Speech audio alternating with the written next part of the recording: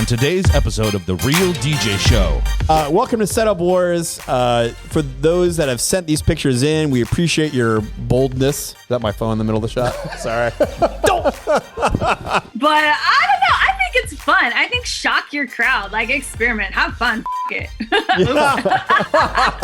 it. You call with one NBA to do an audition. What? Yeah. How the hell? Mickey, help me out with Skype, dude. I have no idea what the hell I'm doing. Is this like one of those, like, you know, I want the hamburger. I don't need to see you kill the cow. Right? Like, I want to dance. I don't need to see the serrata. Hey, guess what? What? John and Rich are here. You know what that means, right? The real, The real unedited unedited DJ Show. DJ Show! Let's go!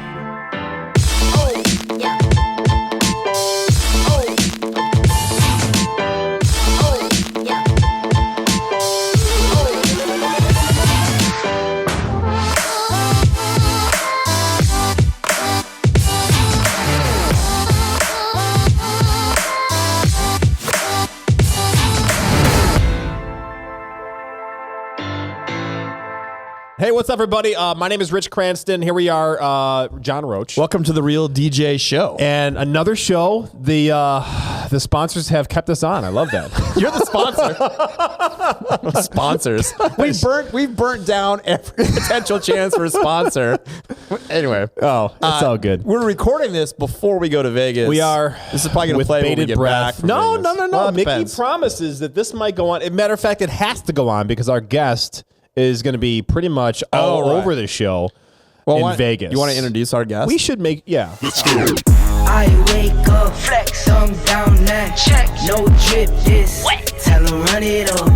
No sleep, no rest. So I would love to introduce Michelle Miller. She goes by DJ Rundat, and she's from sunny California right now. You are all over the show next week. Yeah, like I think you are MEX. You are right? MEX. They should just change the name to Rundat. You should have a T-shirt that says "I am the MEX." That's hilarious. They don't call me Run That for nothing. Which, by the way, of all DJ monikers, that is freaking brilliant. By the way. It's very good work. But you're an author. You're a coach. You're a DJ. You're a speaker. Jesus, you do podcasts. It's a lot of jobs. It's a lot of jobs. I thought I was busy. But hey, before we get crazy with Michelle, and let's get crazy, but we're going to get her in for the one thing. So, Mickey, give me that one thing video. Post-production video. All right, here we go. It's the one thing. Yeah. All right, so Michelle. Kick it off, Johnny. Look, before we get into what the one thing is, and I'm waiting for the explosion of because we saw the preview of the one thing a minute ago. But could you give us a little bit, we call it the superhero origin story, the Reader's Digest version of how you got to be the MEX? Okay, well, so I'm, like you said, I'm more than just a DJ, but what has really made me stand out and made me different is that I started as mostly a reggae DJ. It all started with my love of reggae music. So you don't see too many reggae DJs going in other lanes. A lot of reggae DJs stay in their lane. So I have been fortunate to have an opportunity to play any type of event because there's not a whole lot of DJs where I live in Northern California. So from reggae on the river to EDM festivals to biker rallies, tattoo conventions, school dances, I can do it all. And I pride myself in loving all the music and being an open format, genre jumping DJ. How did I get on the stage in Mex as not only a speaker, a DJ, but the host of the DJ Takeover Party was because I wrote a book. I was a best-selling author of How to Start a DJ Business. Awesome. And through podcasting and networking online, I met a lot of people. And that led to me being interviewed for Mobile Beat magazine in 2019, which then led to them inviting me to be a writer and a speaker. And that all went virtual in 2020. And so this has really been 3 years in the making. Seriously. And we can't wait to see this happen live in Vegas. I think we all felt so bummed in 2020. I mean, we were all ready to get on the plane for Mobile Beat and have our presentations at the ready. And not that the virtual thing wasn't cool. It was very cool, but cannot wait to see nothing everybody. that replaces in person. And I mean, truth be told, I like beef. This is why I love our community, right? So brother and sister DJs, when I saw that you're going to be in the takeover, I started following you on Instagram, and I can see what's going on and everything. And I'm like, God, it'd be really cool to have her come in and tell us about herself on the cusp of everything she's got going on next week. You answered right away, and we were just doing another segment. We're texting back and forth, and we've known each other for like 20 minutes. Well, I feel like also, as accredited as she is, it's adding all kinds of credibility to our little podcast here. So thanks for legitimizing our little Your personality is garage band. infectious. Yeah. Can't wait to meet you. I was going to ask you, when each of the one thing, I was going to ask you about if you ever did reggae on the river, because I spent a lot of mind-altering weekends in Sebastopol on the Russian River at Reggae on the River. That's a crazy event. So speaking of personalities, what do you think sets you apart in your market, your industry? What's the one thing you know we should know that sets you apart? I think that I just have this energy and like I'm really down to earth and I laugh a lot. Like I'll probably be the only presenter in Vegas that laughs throughout their presentation and I can't help it. It's who I am. It's natural. So I connect really well with my clients and I'm very personable. And so I think just my energy, my personality is what sets me apart. I'm just rolling through your socials right now, and we'll give you a second to scream out your platforms in a minute. But you just look so happy, you know. You just look like you were born to do this, and you just I can see how that would your clients Can't would say fake that, right? You can't fake that. Yeah, so interesting. Someone one time asked me, we were actually at a reggae show. She's like, why are you always so happy? And I said, because I listen to a ton of reggae. Hey, that's fair. I love that. Well, we can't wait to hang out live in Vegas. Save us some front row seats for that. We'll be there Monday morning. Yeah, and before you get there, know your host. So scream out your socials, your platforms. How can people connect? Your book, your podcast. Give us everything. Yeah, awesome. So the best place to go is Instagram. That's where I'm most active because my Facebook got hacked a year and a half ago and I could never get back into it. So I had to start fresh there. But Instagram, DJ Rundat. If you search DJ Rundat on Google, you will see I've been putting in a lot of work on all platforms. So I'm on Pinterest, Twitter, I'm on Twitch, everything. My website, cool. DJ Rundat. And if you go to my Instagram, I have a Linktree link in the top there. It takes you to my book, which is on Amazon, How to Start a DJ Business, which really tells my story and my secrets to how I went from hobby to a business. And everything's there. My podcast links, my playlist links, everything. Sweet. Michelle, I love hearing success stories on side hustles, paying the mortgage. Love that. So if you're going to stick around, we'd love to have you on for BPM and let's go. Setup Wars. Let's go. All right, cool. Dude, I'm all fired up. All right, that's for the Michelle BPM. Miller. This was the one thing. Take us out of the one thing video. Man. I wake up, flex, I'm down now. Check, no drip, this wet. Tell 'em run it up. No sleep, no rest. All right, Johnny. That was the one thing. Yeah, it was. I do like that. That was some time well spent. I dig the one thing segment. Yeah. First of all, I really dig the one thing video. Intro video. I get all fired up when, little behind the scenes. Mickey sits over there and we sit next to each other all day long. And when he's editing these things and I hear the one thing video, I want to run through a brick wall. Yeah. Love it.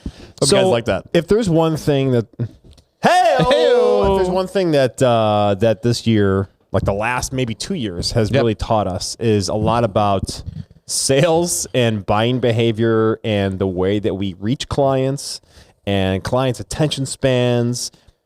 Well, just the way that people interact, right? Yeah. I mean, like, what was Andrea, by the way, we have Andrea with us. What was like the number one meme of the last 2 years? Like, this could have been an email has always been true, right? Yeah. Oh, yeah. Like, this stupid meeting could have been an email.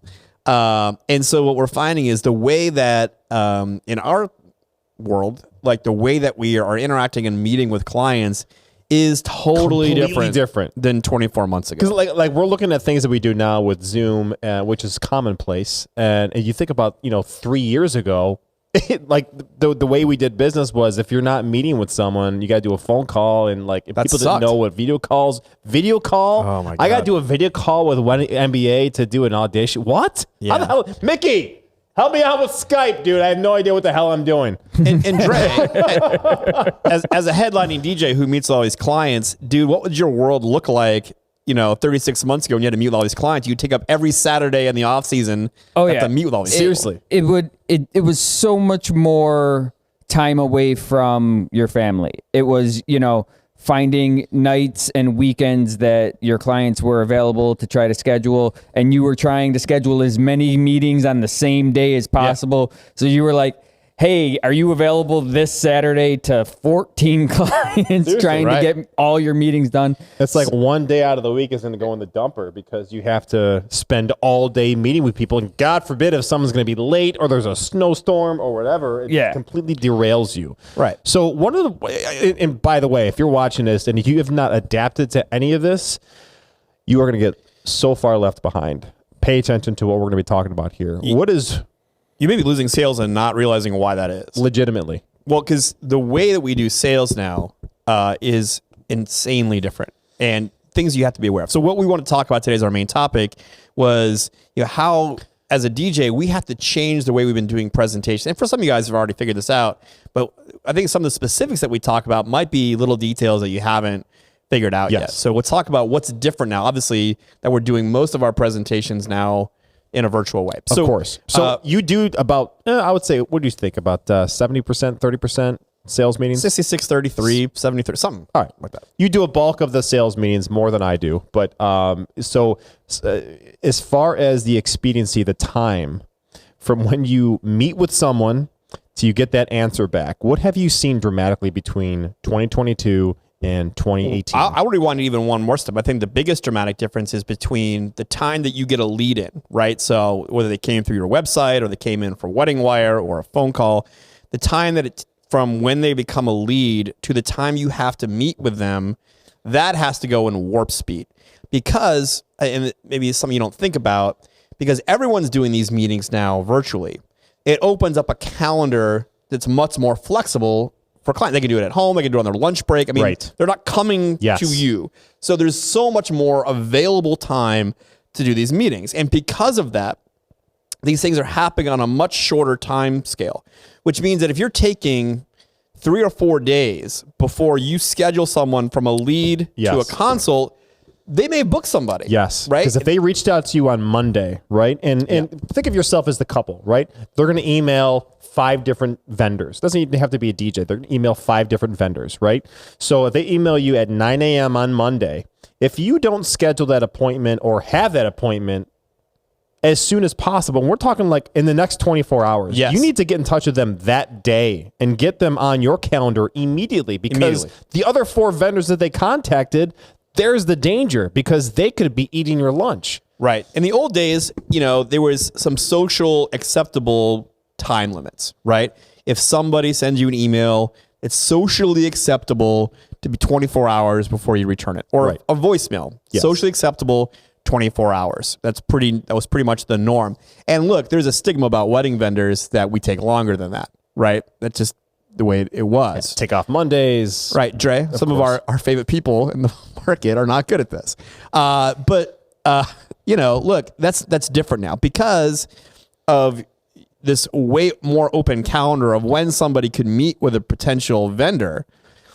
You have to do that now. So if you haven't set up some kind of automated response to your platform, right? Like some kind of CRM automated, hey, thank you for sending this inquiry. We're going to call you right away. And then you need to call them right away. I mean, no, I was saying, so what is the answer these days? It was 24 hours. And for us, I mean, we can only go by what we do. And is if you're awake, you respond to them. Yeah. Period.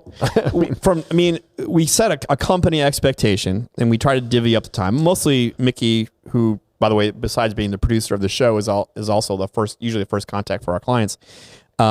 It's between the hours of 9 a.m. and 9 p.m. that we answer the damn phone or we get back to somebody in seconds. And we have 3 different people monitoring that email. So if you're in a consultation or I'm indisposed or Mickey's at a meeting, Mickey's always in meetings. We're always in meetings. So we have to have multiple people watching this to respond to a lead. And how many times are we in a group text? I got the lead. 8:30 at night. I got the lead. Yes. You know what I mean? That's just what we do. And we're successful at it. I know Yeah. it's a lot of work, but I mean, that's the market that we live in. So that's the first piece, is how fast you get back to them. Then it's, okay, you got them. You call them back, or you answer their Now call. they're on the there. calendar. Cool. Well, now you got to get them on the calendar fast. So Right. there's no longer some social acceptance of sometime this week, or even that. I mean, in the old days where we had people come here, right? Yes. You only have so many time slots. You got to give them time to get here, right? I got to, have Andre and me run around and get all the technology looking good, right? TVs turned on and lighting right, and the things set up right. Well, because back then in their schedule, there were other events in their schedule that actually helped us out. No, I can't get down there until Thursday. Right. So there was no danger of them booking somebody else because Everyone's in the same boat. They can't Yes. get there. Yes. But now you could Go ahead. they could meet with somebody tonight. Yes. Or hey, I've got time right now. Are you on a lunch break?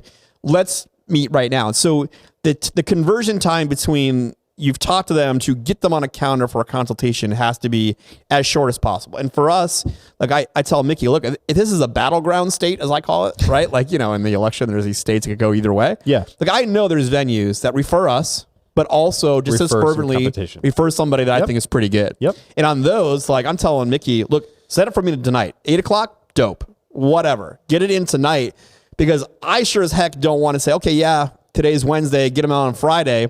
I get to Friday, they're canceling the appointment because, hey, sorry, we met with Old news. whoever yesterday You're old news, and bro. gave them the deposit. Exactly. Oh my God, what? Yes. It was 2 days. Yes. But that's life now. that's If you're not life. living that life, you're missing out. All And right. here's another thing too. You mentioned a lunch break, and I hate doing consultations on someone's lunch break. I feel you. They're in the car, they're eating lunch, and it's just attention span is just all over the place. But when you said lunch break, typically that's synonymous with a shortened time span, a shortened attention span. Yeah. That has shrinked. Well, in a digital world, in general, we found out in a digital workplace or in the digital space, people's attention is way shorter. I just digested an article I just read about how long are you keeping adults' attention for at work or in conversation.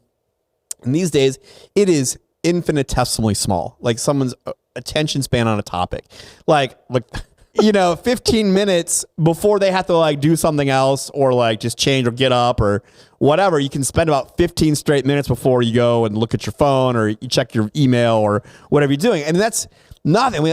15 minutes. So when we're doing a presentation, there's a bunch of things at play here. Like for me, I need to stack up. I mean, if I want to get them in fast, right? Because we just talked about, I got to get them in as fast as possible. Yep. Which means on any given evening, I have to stack 7 or 8 appointments in a row so I can get them in right now. Yes. Right? And you have to keep that time schedule now. Right. And people's attention, they're tuning you out. If it's 15 minutes, I mean, they're tuning you out definitely by 45 minutes. You're just talking Because noise. in the past, we've had these meetings, and it was always a joke because my meetings would always last 45 minutes to an hour. I'm very detailed, right? So just coming from where I'm coming from, a lot of detail. I show pictures. I show differences. I show them our portal, do screen shares. Now it has to be 30 minutes max. Yes. I mean, you've got to hit major bullet points and get them going. Well, it was different when we're sitting at a table and I put hors d'oeuvres and a glass of wine out. Can I get you guys a drink? Let's hang out. You're chatting. That's not how it is now on Zoom. They have half hour before dinner or, hey, half hour before my next meeting. Yeah. So you have got to, and as fast as possible, I mean, be detailed, but you have to get to the guts. You have to say why you're different, why you're good, and why you're worth it in 15 to 20 minutes and give them time for questions. It's got to be huge. Because the problem I don't like about this now is I'm a big person on rapport building. Sure. You've got to spend 10 minutes just rapport building. Like, how's wedding planning going? Right. A couple I met with a couple days ago, they're from Boston. I'm a Patriots fan. We were talking about football for a little bit, right? Trying to build some rapport. That's half the meeting. Yes. Right now, right? So you don't have that rapport building, which is so vital in sales. Is you want to buy from someone They you're have to buddies like you. with, right? Yes. And we don't have that time because it's shrinking so much because their attention span just isn't You got to there. figure a way to be charming while delivering info, right? Yes. You have to, I mean, You have to be likable. in my presentation, yes, you're trying to report. I mean, and thank God that we have dudes like Dre and Mickey that are really charming that people like. I'm coming over to you again. Maybe you can just get a picture of Andre and you could tell immediately just how charming he is. Look at him. Look at him. Super charming. But you have to, in the course of delivering information, be charming, right? You have to find little things to say and ways to interject your personality at simultaneously delivering information. You can't just like spend 20 minutes building rapport, 20 minutes delivering info. Knocking yourself on the microphone again. He just wants to be the third injured. My gosh. Sorry, I'm really Italian today. I'm talking. Yeah. Hey, I'm not Italian. Just don't do it. Just don't freaking do it. Tell Johnny's getting in Vegas early on a Sunday and his complete demeanor changes. I'm in a good mood. I like how terrible mood. he keeps moving down with his mic. I know it keeps sliding. I was in a terrible mood before we started. Anyway. Speaking of going fast, though, with everything and the short attention span, Yeah, is 20 all right. So minutes, half an hour. you have them on the calendar. You've met with them. Yeah. The presentation's done. Where do you go from there? You have to follow up fast, right? Like, not the old days. You sat here, you did a presentation. Hey, I'll get your quote out by tomorrow, no problem. And then you go home, and next morning you come back in, you send them out a packet of information. They have to, 30 seconds of that meeting is over, they have to have a quote in their hand. And you have to follow up fast. Like, you have to, be sending out hey, it was so nice to meet you yesterday. That has to happen, in a hurry, often and fast. And if you haven't set up automated kind of follow up in your CRM, I don't know how you're doing business these days. You have to follow up because you don't know. I mean, if you don't follow up and just say thank you again, just remind you of whatever we met, and that the person they met next may just follow up faster than you. And they were just your follow up falls into dead space. You're a single operator, right? And let's say you gotta, take your daughter to her driver's test. Oh, I forgot to follow up with that one client. I'll do it tomorrow. Too late. So if you met with them on Monday, you send the quote out Monday afternoon. We follow up with them 7 days later, and we continually follow up with them. And that's a dynamic. We just had that staff meeting. That meeting took 2 to 3 weeks just to reorganize and say, hey, is the succession, the frequency of our follow-up, the content of the emails that are sent, is that still applicable in 2022? And we had a lot of changes. I mean, you did a hell of a lot of work. Well, you got a lot of revamping. You got to test the frequency. Like, did that work? What did it work better if we followed up after X amount of days versus Y amount of days? And was it phone call versus email better? And at what frequency? I mean, if you don't keep measurements of your conversions and try to figure out all those things, what's working better than something else, you're going to be lost. You're going to be guessing. So you have to evaluate all those things, but it has to be consistent and it has to be fast, and you have to stay in the front of their mind. So you've got to get some kind of automated follow up for these things, or automation you're is just going to lose it. By the time you get back just to them, curious too. Put in the comment section below what success or struggles are you having. We want to know about it, and if you need some help on guidance, or gosh, do I do phone calls? Do I do postcards? Do I do carrier pigeons? Help me. Look, we can always be. We are big proponents of DJ Event Planner. We converted, I don't know, 8 or 9 years ago now. It is the game changer of all game changers. But it can be daunting, like setting up all that automation. We have so much automation set up now. Like, that doesn't mean that we're robots and we don't actually talk to people. We do. It's this magic combination of human follow up with automated follow up. But if you don't do that, you're losing, and it can be daunting to get that going. So we'd love to talk to anybody about, getting DJ EP set up to do a lot of heavy lifting for you. For sure. All right, that was good, Johnny. Good advice. All right, so that was an awesome segment. Yeah. Are you guys ready? I'm ready. It's time for Let's do BPM. it. Dude, I'm super fired up. It's our favorite segment. Dre's on the ref couch. Give me that BPM video, box. Mick. Pick it up, pick it up, pick it up. You see the drippy, I'm fitted up. Hop in my car and the giddy up. Secure the bag, yeah, I get the bag. All right, so this is our favorite segment. Yeah, I'm gonna wipe you. I'm gonna wipe the floor with you right before Vegas, and everyone's gonna be. You're gonna be embarrassed, man. I'm never embarrassed on the stage. That's my your greatest work performed here. That's my mutant abilities, that I'm never embarrassed. So That's if you don't know, kind of BPM aggressive. is a game of competitive debate put on by people that are halfly intelligent. Mickey in the box will yell out some questions of debatable nature. Of course, we have Michelle here and Dre over there on the couch. is keeping tabs. They're going to let us know who said the most intelligent Yep. things. And then Mickey in post-production is going to add us a semblance of a score and see that I will win with some superior knowledge of intellectual ability, and we'll prove that in 2 weeks. Remember, gentlemen, keep it to a minute. Rich always cheats. John likes to talk. All right, hey, ready to go? All right, Mickey, spin Michelle, the you wheel of ready? death. Yes. All right, let's do this. All right, here we go, Michelle. Here's your first question. External hard drive for music, absolutely essential, or one more thing that could go wrong? Rich, I'm gonna let you go first. I'll go first. Okay, so I went to external hard drive in 2020. I've had so many issues with lagging and files and everything like that. I hated it. It was a nightmare. I would get ghost files. Even when I'm performing, I tried to drag something up.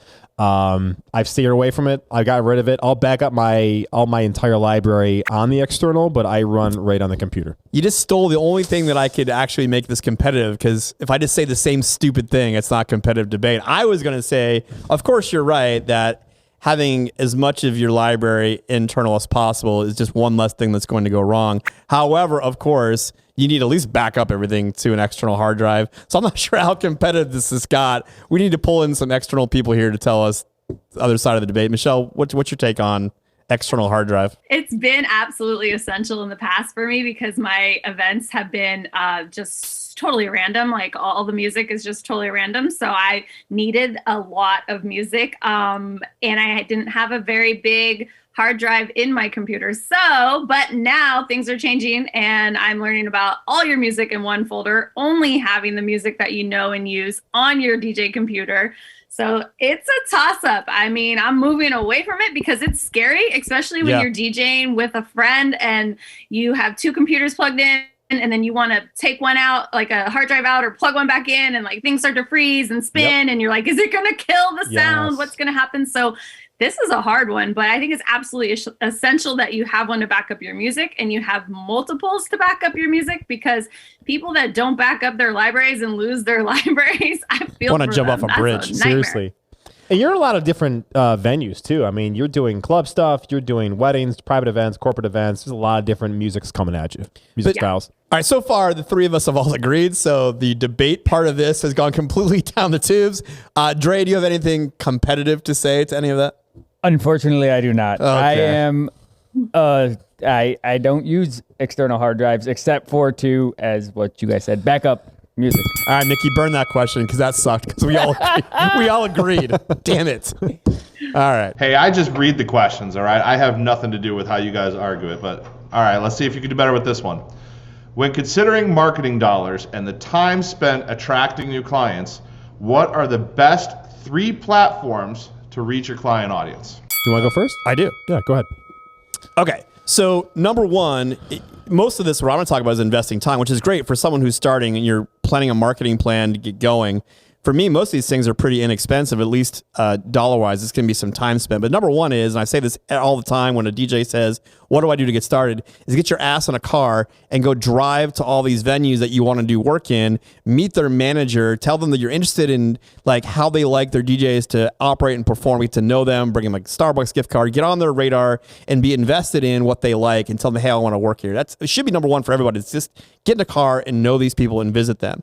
I would say number two is, look, this might be an unpopular thing, but if we're going to spend money, you spend money on a bridal show. And I know so many DJs like to say, I don't need that anymore. But for me, bridal shows aren't about filling your calendar now. They're about making connections and networking. And you have a captive audience of wedding vendors or people that can refer you. So you do these shows to meet those people and you gear your marketing that way.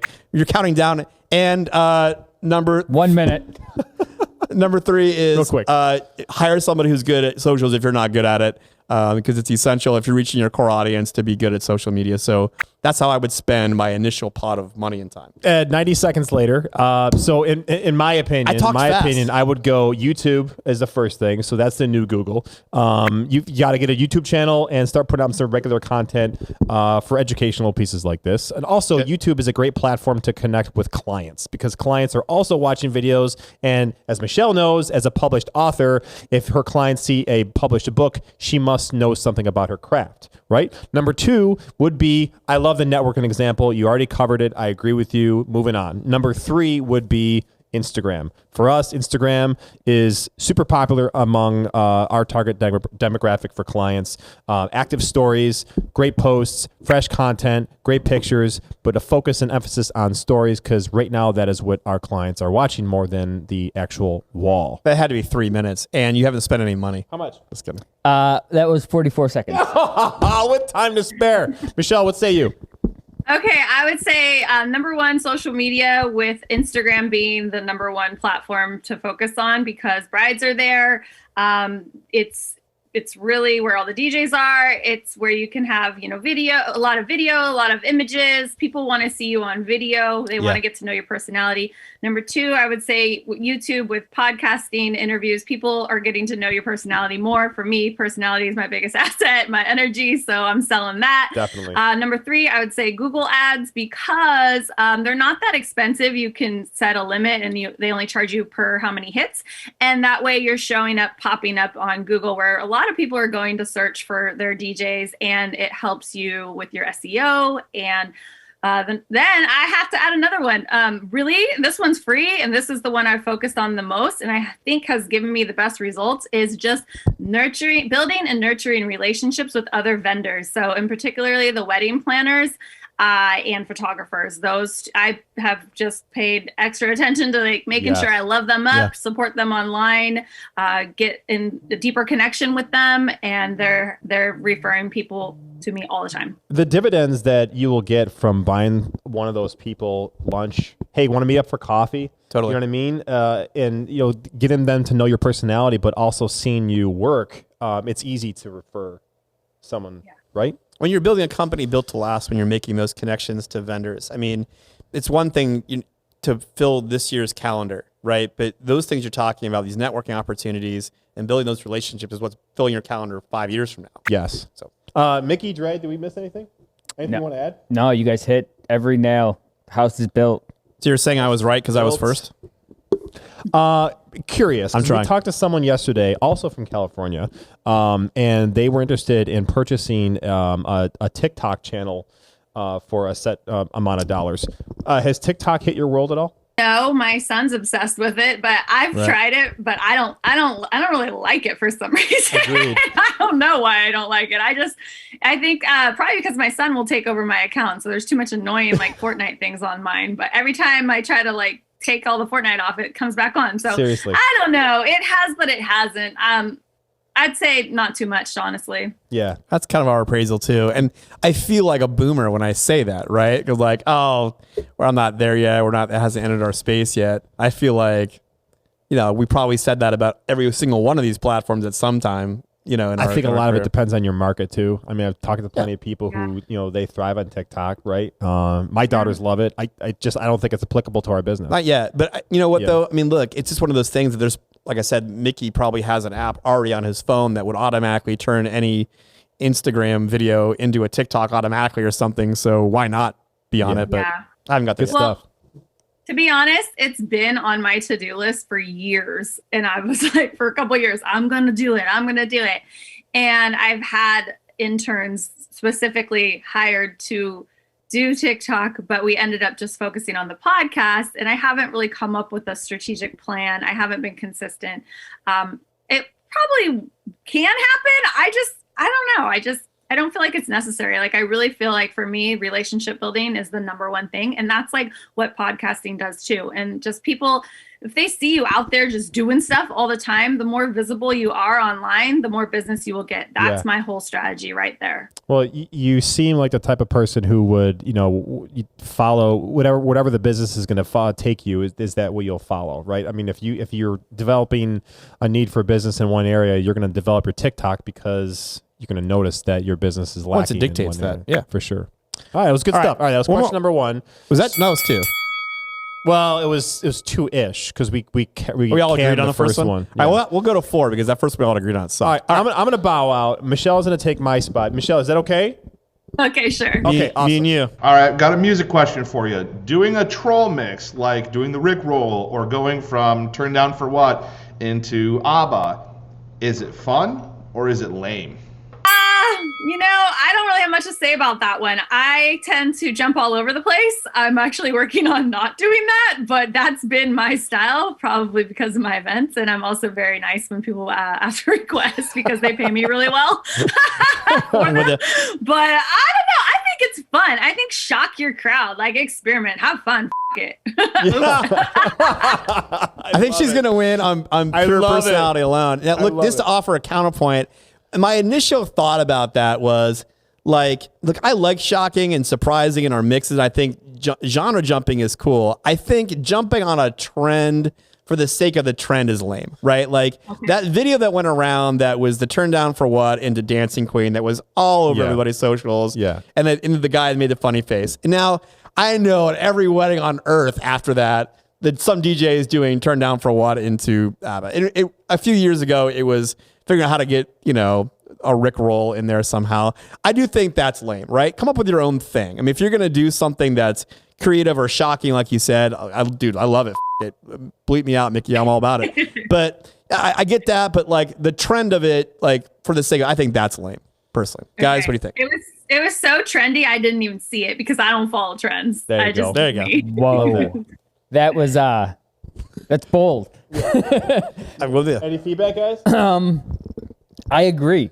I think that the shock and the awe, but I also think that if everybody else is playing it and everybody else is doing it, it's played out. I like it. I don't like it to be mean to people. Like that one, there's a one mix that we do, Jay-Z, Party in USA, that whole one, right? Yeah. But if you do it right, for example, if you're coming up like turn down for what, and then you go right into, or all I do is win, right? If you do it correctly, and not to be like mean to people or take something away, but if it's done smartly and the timing is great, I mean, shock and awe. It's just like, oh my God. Creativity is great. I had to take a side here because of course she's right. I mean, because of course you guys are right. The creativity is dope. But like, if I got to debate, then I think the act of copying someone else's troll move because it was popular is lame.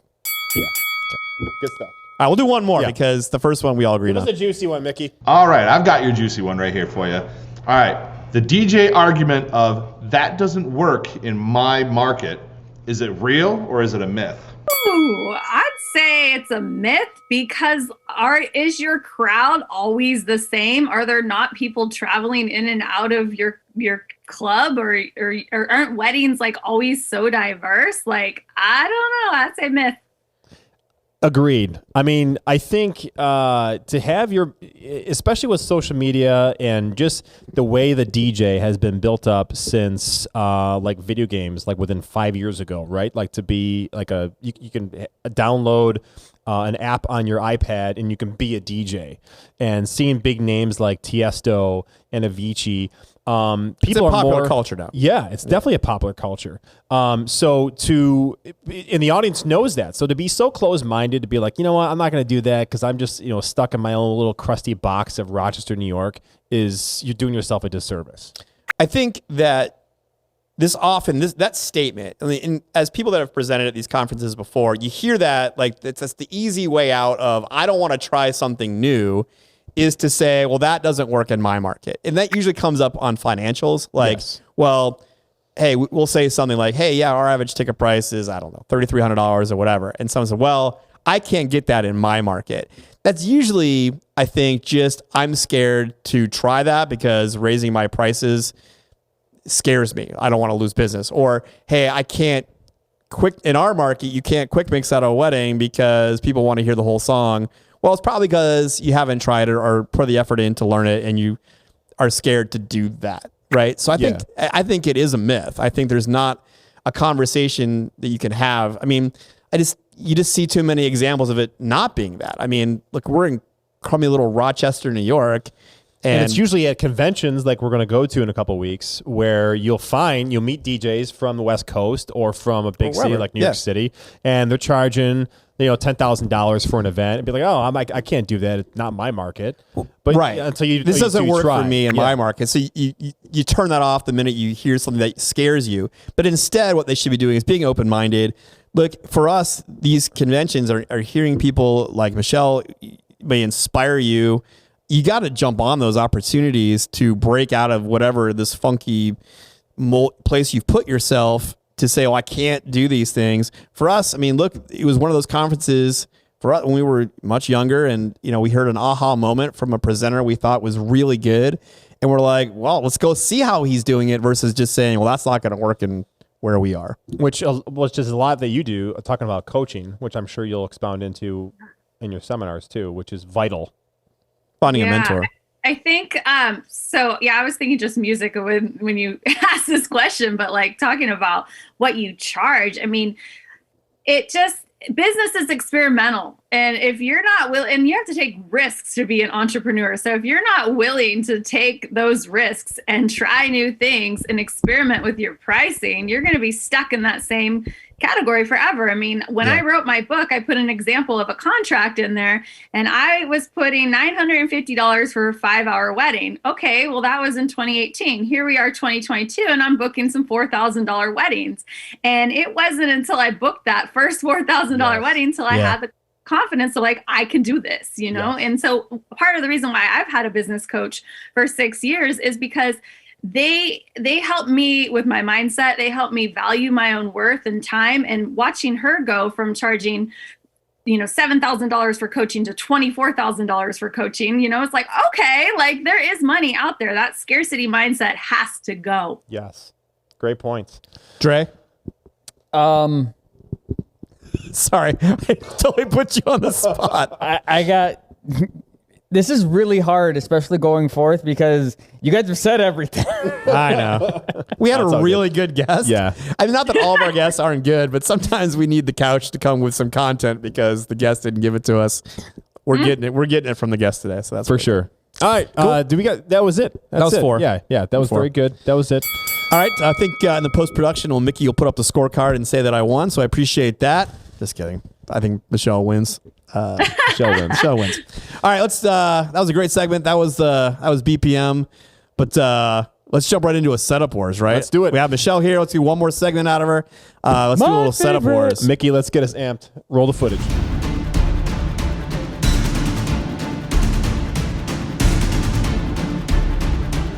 Welcome to Setup Wars. For those that have sent these pictures in, we appreciate your boldness. Is that my phone in the middle of the shot? Sorry. Don't.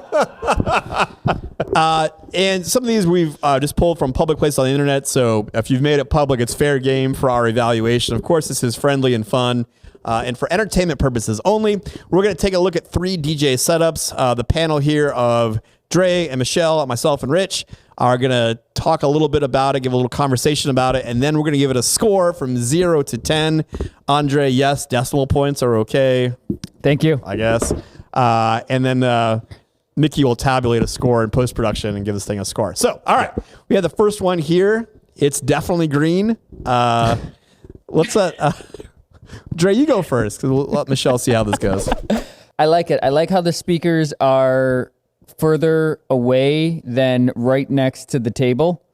And the speakers are clean. They're so clean that you can't even see them, pretty much. The green lighting is a little off-putting, but if that's what they're... Yeah, it could be for the if theme, or we can't see the rest of the room. The client wanted, then obviously it works. I'm not a big fan of the T-bar light bar behind you, but it is minimalistic. It is not big and gaudy. It's would you call it slender? It's sleek and slender. It's your favorite word.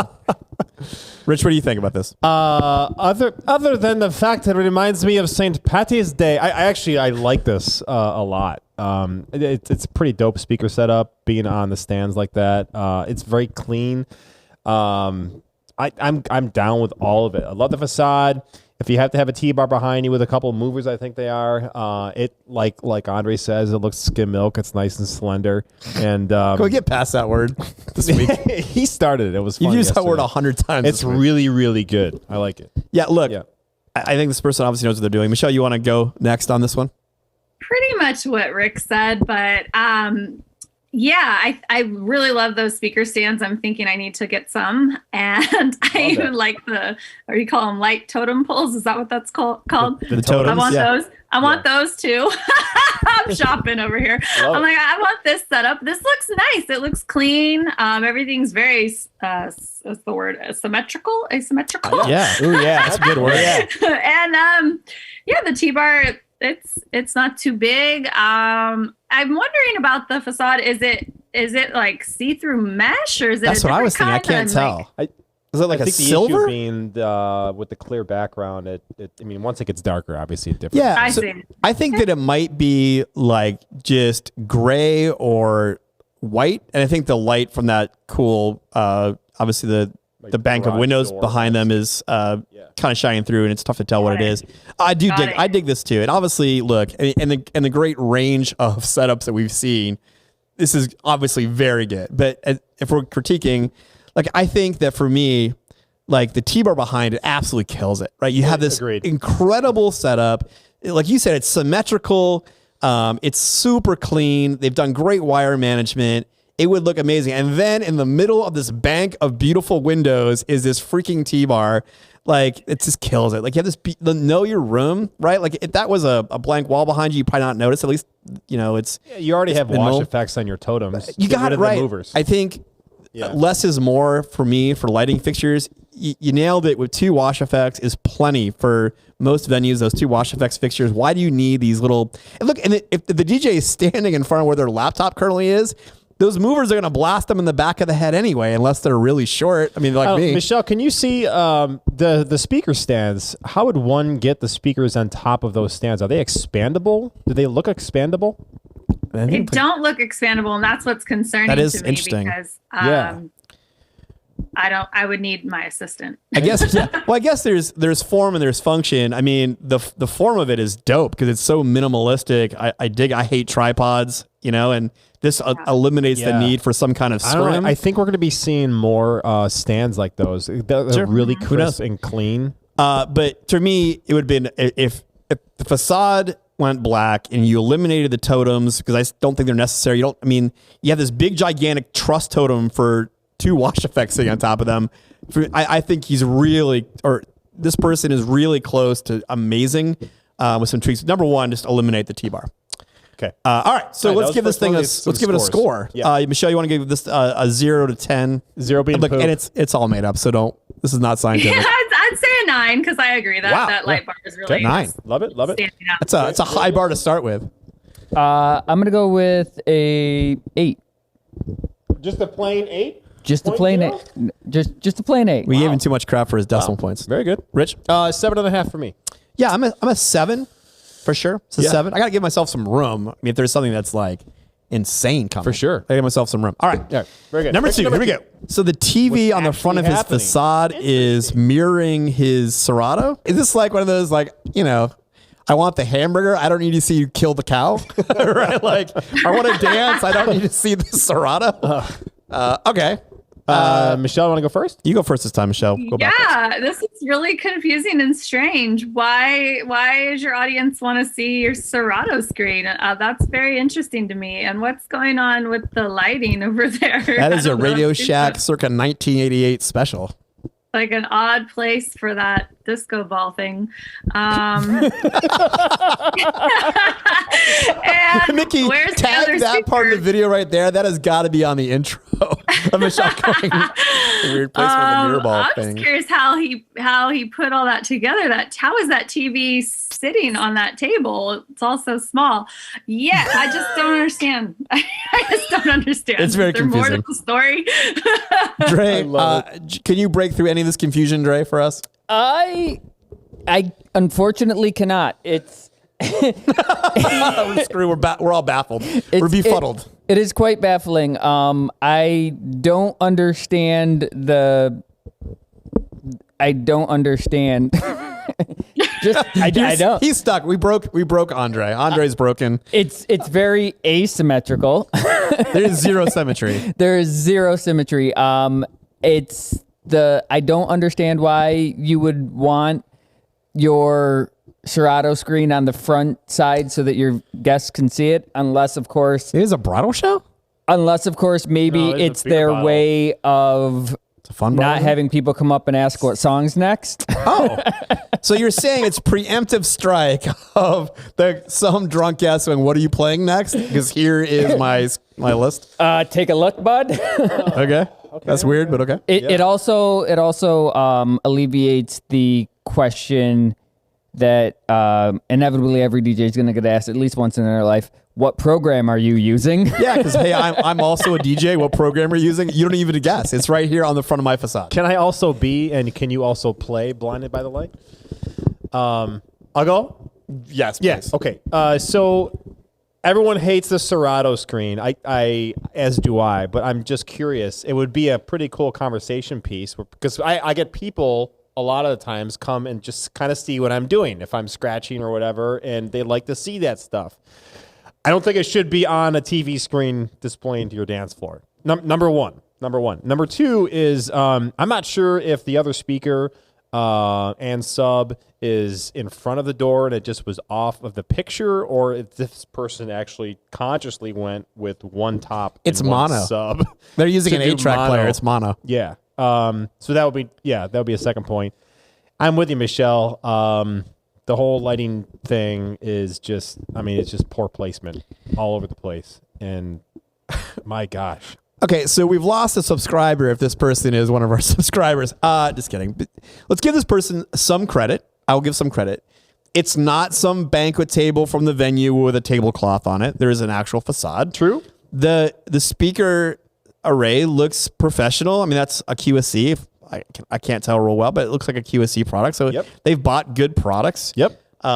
They look like they've done some wire management, so some positives about that. The rest of this is And you're here eye rolling me about having blew- Serato on the TV. because that was crazy. They blew all their money on their speakers and didn't have any money to buy lights. I mean, I think we beat to death the fact that why are you showing your Serato screen? Look, yeah, it's crazy, but there are some positive things here. It's all in black. I like that. It's not white and glowing. Michelle, any inspiration from this picture? That you like? Well, How about a score then? not so much. Yeah, zero inspiration. To be honest. There's zero inspiration. All right, let's score this All right, up. let's score this. But I will give the credit because, to be honest, I didn't have lighting and I didn't have a sub until last year. So I mean, she have a lot of cool parts. They just don't seem to be flowing together. Yeah. Isn't that amazing though? I mean, we've talked about that before. Like, money does not fix bad. You know what I Yeah. mean? Like, Yeah. money does not fix lame. I mean, because you're right. I mean, look, that's probably a nice TV. They've bought expensive speakers. They bought a facade. I mean, but money does not fix lame. So Good point. All right, let's score this. score this thing. I'm going to go ahead. Look, I think there's some basics here that the person has at least thought of. I'm going to give it a 5. Dre? 4.8. There it is. Very strange. Michelle? I'm gonna give it a 5 also. I'm also a 5. Yeah, Also they a tried. 5. It was good. It's like Bart Simpson with the cake. Thank you. You tried. Yes. Or at least you tried. Very good. Yeah. I don't know what this Serato's about. You All right, lost 1 Mickey, point let's from roll me. another one. Rich, you want to start this time? I don't think you've started yet. Yeah. I like the idea of it. I'm not too big on the tuxedo colors. So pick a color, white or black. I don't like the black and white and It's like they lost 2 of the scrims in the pack, so they Yeah. replaced it with the 2 black yeah. ones. I mean, I like the totems. You got some movers on there, some great cable management. I like the symmetry. Pretty sick venue. That vaulted ceiling. I'm not a really big fan of that big wash panel. Yeah. But it looks like they have some. Yeah, I mean the computers are all. I mean, I like it. I do just don't too. like the coloring. I like it too. Right? Look, You they some things we always complain about are actually fixed in this picture, right? So less is more. You have 2 movers on top of 2 fixtures. It's great. So you're not hanging some T-bar with every puke light on the planet. It's super clean. They've used the facade to cover whatever those speakers are on. If they're on a tripod or whatever. It's covering that. the Oreo cookie thing going on here is weird. Like, because when you buy one of those facades from Amazon, you get 4 white panels and 4 black panels, and I feel like they lost 2 of them. And they're like, screw it. We'll just like mix them up. Yeah. Another thing too, when you're doing lighting design, typically you'll have like a wash effect, and then you'll have some type of movement effect, right? Yeah. So I do like that. I don't know if I would deliver on a big panel like that, but that's just me. Yeah, but look, it's clean, and they have good gear. They've done it in a very thought out way, and less is more. So this is the best one we've seen so far, for sure, for me. Michelle, what do you think? Yeah, I agree. I'm curious what's on the back of those laptops, though. It's like distracting me. Yeah. It's bedazzled. Are those more lights? What is on all of that? Agreed. That's a little weird to me. And then I've never seen a light like that, honestly, the other one, the tall one. But the wire management, cable management is on point. I don't see one wire. I don't even see them on the speaker poles. And the black and white is a little weird, for sure. It matches because everything's black and white, but like it's a little distracting to me. Right. You know what's interesting, I guess, that I just noticed is, so they have this white aesthetic except for those 2 black panels, but the speakers are black, right? So it's like there's a vertical like color matching thing. So they didn't have like some white column array or thing. So, okay, let's match the speakers going vertical. Interesting. It's interesting. Interesting point. Dre? So I think that the white in the middle is purposeful. For the wash they have on it? Yeah, for the wash that they have on there. You wouldn't be able to see those lights, the light that they have behind the facade as intensely if those were black. So Right. I think that they purposely made the center so that they could put an uplight back there and make it colorful. I got you. Do you think it would look different if you threw a couple of wash lights underneath the totems to light up the columns? I think that would be the next step for this person, would be to make that all match. Now, what really bugs me is the wash effect that is on the stand to the back left of the DJ. Sure. Because that big panel. It is just Those are they a use lone those soldier. Those are like those architectural ones, like that you see when you go downtown. And they have it up the city hall or the cool hotel or something. Yeah, it's but a big architectural wash. It's throwing my eye off because it's just on the one side. It's not symmetrical. I'd be staring at it all night. Yeah. Like you know how little kids, they come up to your booth and they're looking right at your light. I'd be doing that all night. Like, yeah, like why is there just one off to the side? Wow, but it's wacky. Other than that, it is thoughtful ish. It's thought out. And it's clean. It's the best one so far. All right, so score it while you're talking. Go ahead and score that thing. I'm gonna score that one at a 6.25. I roll for your There it is. 65. Yeah. Rich, 7.25 for me. that's strong. Yeah. I'm a 6. Like a Michelle? little bit better than the other one. I'd say about a 7. Very good. We got one more, Mick. Can I start? Sure. This is obviously my favorite one we've seen today. I mean, it's first of all, it's all black, which is what I love that. Disappear. When the lights go off on this place and he's DJing, you can not see the things that you're not supposed to see. I think it's great. This person obviously knows audio because they've, in the scope of the venue, they've moved their speakers out as far wide as you can, but they're still symmetrical. So this is going to sound good. It's not going to blow up his microphone as bad as if they were, 3 feet either side of him. The light fixtures are awesome. Again, well thought out. There's no T-bar. Those awesome tubes and a couple small movers on top of some slender totems. I think it's amazing. I'm not so down with I wish it was just a plain black facade. Frankly, the quilted thing is a little kind of weird nightclub. Not in the weird, you know what I mean? It's kind of like, I don't know. I'm not supposed sure. to sit on them and not look at them. I feel like, remember that? Where was that steakhouse in Vegas? We were at? ripping off. I mean, yeah. We were at that steakhouse at the Aria. Oh, STK. STK. Yeah. And the walls look like that, on purpose swanky. Yes. I'm not sure. I'm sure so down with that if that was plain black. But otherwise, this is really, really good. the best one we've seen. Michelle, what do you think? Yeah, I have to agree with you on that. Am I seeing a wire on the left speaker though? Am I seeing a wire that might not be wrapped? Yes, we do. But that's like, is that other wire? It may not be taped temporary down? because the speaker is turned. Maybe it's But turned for a cocktail. This is being way critical. I mean, I don't always tape my wires. I'll be honest. Michelle, do you keep your speakers behind you like that or in line with your table? Yeah, behind you's not great. I put them next to my table, but I need to move them further. Yeah, I mean, I think in line is. I mean, look, the book of nerdy audio says they should be in line with you and not behind you for risk of feedback. But at least in this case, they're really far away, so that's good. They're far behind. Yeah. Still messing with that, and I only have one sub. I'll be honest. I just got my first one sub. So. Nice. Huh? All right, Dre, what do you think? Andre? I absolutely love it. It's clean. It's nice. It's neat. It's all black.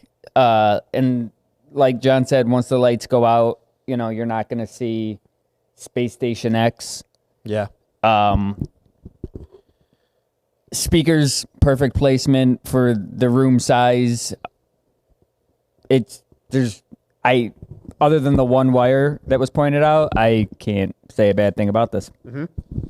Everything everyone just said, I agree with. I would point out a couple of things maybe I would do differently. Number one, I'm not a fan of having the speakers behind me. So I love to having speakers in line or, just a little bit in front. Number one. Number two, I think it's kind of like a little light zone. Maybe put 2 of those lower tubes between the column and the speaker, just so it's not like all light and then there's nothing going on. Sick venue. I mean, nice job. It's a lot of money right there. Well done. My favorite.